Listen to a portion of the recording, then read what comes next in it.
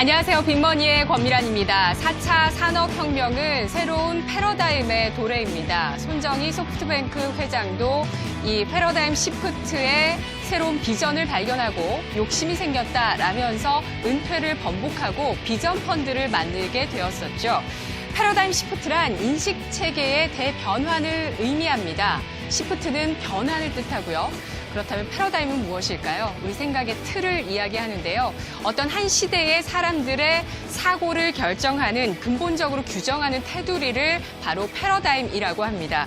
기존의 패러다임으로 당면 문제가 풀리지 않을 때는 새로운 패러다임을 찾게 되는데요. 이러한 새로운 패러다임이 힘을 얻게 되면 패러다임 시프트가 나타납니다. 이런 시기에는 규제가 혁신을 가로막는 장애물이 됩니다. 여기에 유럽의 작은 나라 에스토니아의 예가 있습니다.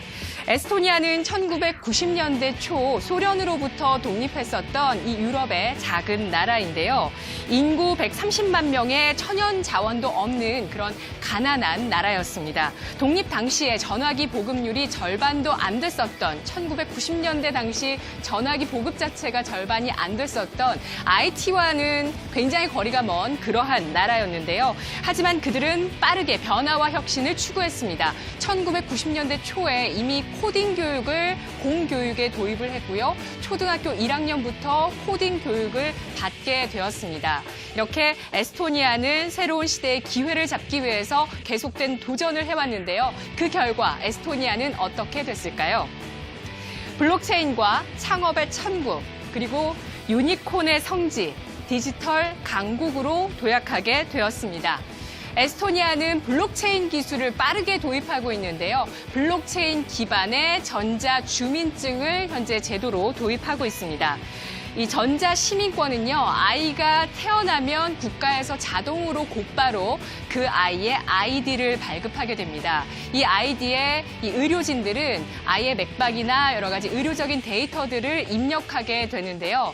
이러한 전자 시민권을 발급받기 위해서 산모가 직접 어떤 관공서에 갈 필요가 전혀 없습니다. 그리고 전자 영주권도 빠르게 발급받을 수 있는 곳이 바로 에스토니아입니다. 전 세계 각국 사람들이 쉽고 빠르게 영주권을 발급받을 수 있고요. 발급받는 비용은 101유로, 우리 돈으로 10만 원 정도에 불과한데요. 나도 에스토니아인이 될 수 있다, 이런 이야기들 언론에서 들어보신 적이 있으신 분도 계실 겁니다.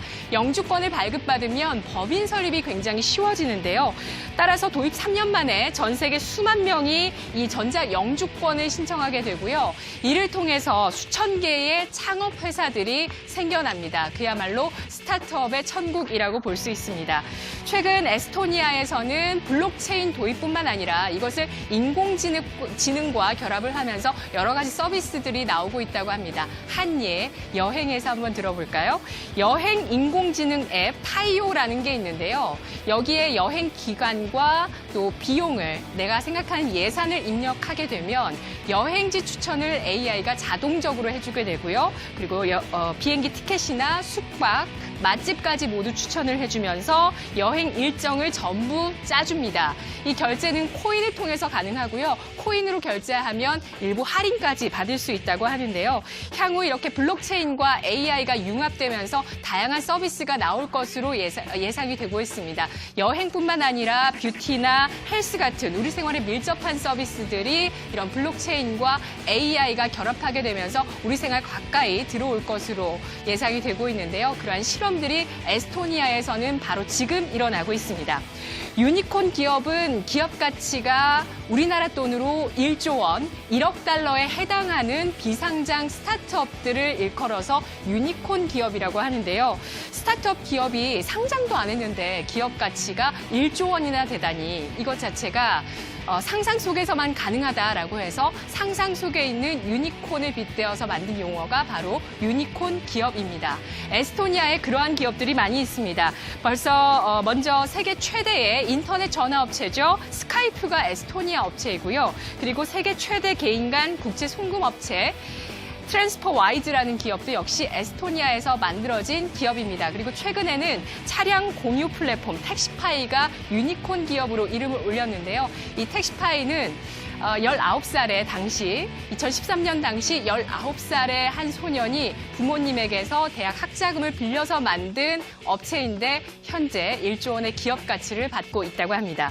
자, 이렇게 이제는 국력이 인구나 또 영토 또 자원 이러한 것들로 결정되지 않는 시대가 도래했습니다. 스스로 개방하고 혁신하는 국가, 기업, 개인들이 계속해서 성장할 수 있는 그러한 시대가 도래했는데요. 중국의 사례 한번 살펴보겠습니다.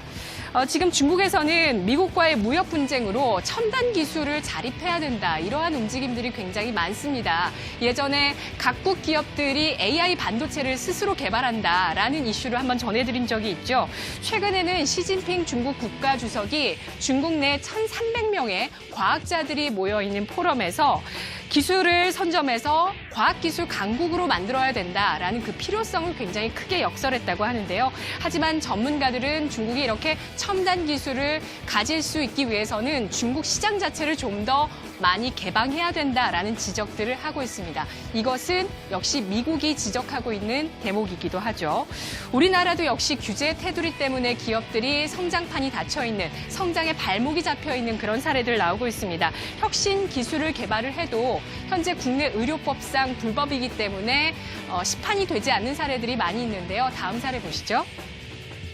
스마트 콘택트 렌즈입니다. 이건 이미 우리나라 기업이 개발한 렌즈인데요. 이 렌즈를 착용하면 당뇨병의 혈당을 즉시 측정할 수 있고 바로 약까지 투여가 가능합니다. 그런데 의사들의 대면 치료만 가능한 현재 국내 의료법상 이 기술은 개발될 수 없고요. 시판이 될 수 없는 상황입니다. 따라서 전 세계에서 좀 빠르게 기술을 개발했는데 시판이 되지 못하고 이렇게 사양되고야 마는 그런 기술들도 굉장히 많은 상황인데요.